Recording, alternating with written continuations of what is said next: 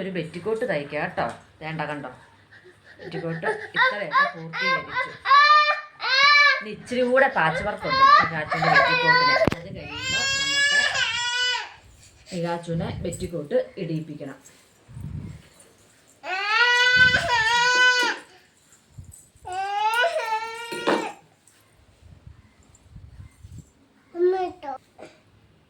ഇത് അളവ് എന്താണെന്നൊന്നും അറിയില്ല. കാരണം മിക ഉറങ്ങിക്കിടന്നപ്പോൾ ഞാൻ പോയി അളവെടുത്താ കേട്ടോ.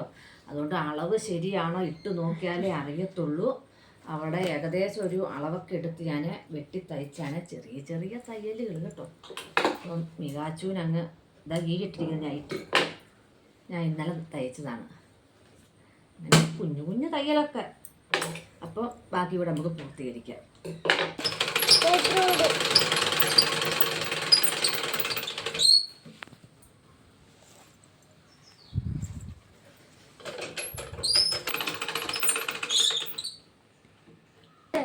നമ്മുടെ മികാച്ചുവിൻ്റെ ബെറ്റിക്കോട്ട് റെഡി ആയിട്ടുണ്ട് കേട്ടോ.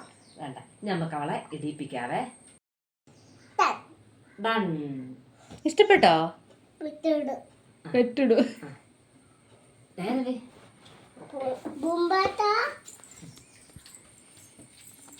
മികാച്ചു